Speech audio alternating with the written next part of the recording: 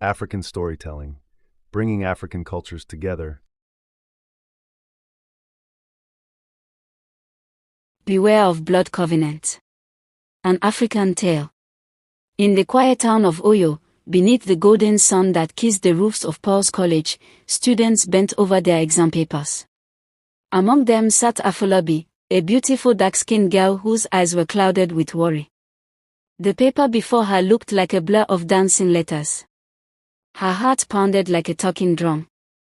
Beside her, Ezekiel, a calm, bright young man, noticed her trembling hands. He leaned closer and whispered, "Dear, are you all right?" Afolabi sighed, her voice barely rising above the shuffle of pens. "I think I have exam phobia. Everything I read has disappeared." That was the moment their story began. What started as pity soon blossomed into friendship, and from friendship came love, the kind that made their classmates whisper, "Look at them, like Pom and Connor, always together."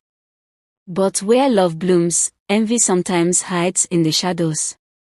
Among their circle was Angel, Ezekiel's longtime friend. Her smile was sweet, but her heart burned with jealousy. She watched Afolabi with eyes sharp as a hawk's, telling herself, "If I cannot have him, no one will." One sunny afternoon, Angel drew close to Afolabi, pretending warmth. "You really love Ezekiel?" she asked, laughing lightly. "Yes, with all my heart," Afolabi replied, her eyes glowing with innocence. Angel smirked. "Then you must secure him. Love can fly away like harmattan dust if you don't hold it tight." "How?" Afolabi asked, curious. Angel hesitated, then whispered words that would change everything. "Use a blood covenant." Afolabi froze. "Blood what?" Angel only shrugged, pretending not to care. "Suit yourself. I just warned you," she said, walking away, leaving a shadow behind her words. Years rolled by like a flowing river. Afolabi and Ezekiel finished school, their bond still strong. But as the winds of change came, fear crept into Afolabi's heart, fear of losing the man she loved. So one evening, she reminded him of Angel's strange advice. To her surprise, he agreed. They journeyed to a small village in Juju community, a place where night crickets sang louder than the wind, and old trees whispered secrets of the ancestors. There, they met a herbalist with eyes deep as a calabash of palm wine. The man muttered incantations, cut their palms, and asked them to let their blood mingle. "Drink," he commanded. "And may the gods bear witness." They obeyed. A wind howled through the hut. And a covenant was sealed. Time passed. Afolabi became a successful woman, elegant, wealthy, respected, but her womb was silent. 6 years of marriage, and no child to call her own. She tried medicine, fasting, tears, yet nothing worked. Meanwhile, Ezekiel's life turned sour. His hands could no longer hold blessings, his efforts crumbled like wet sand. Friends abandoned him, and shame wrapped him like a tattered cloak. It was as if unseen chains bound them both, one to sorrow, one to failure. Then one fateful day, Afolabi knelt before her mother, tears streaking her face. "Mother, what have I done to offend God? My husband's family wants him to take another wife.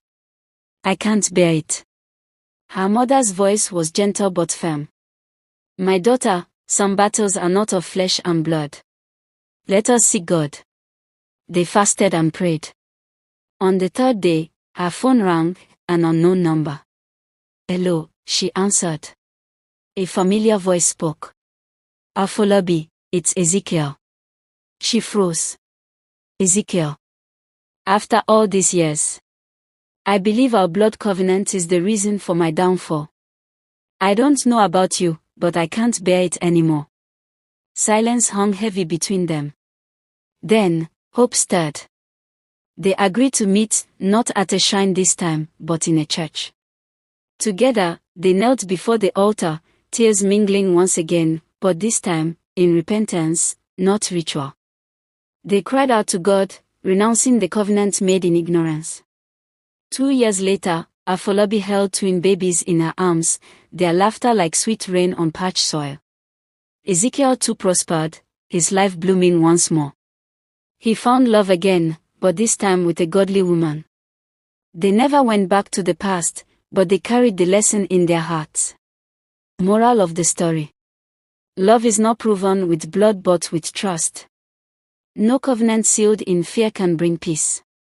When you tie your destiny to man instead of God, you chain your soul. So, beware of the blood covenant, for love bound by fear becomes a curse, but love rooted in God brings freedom.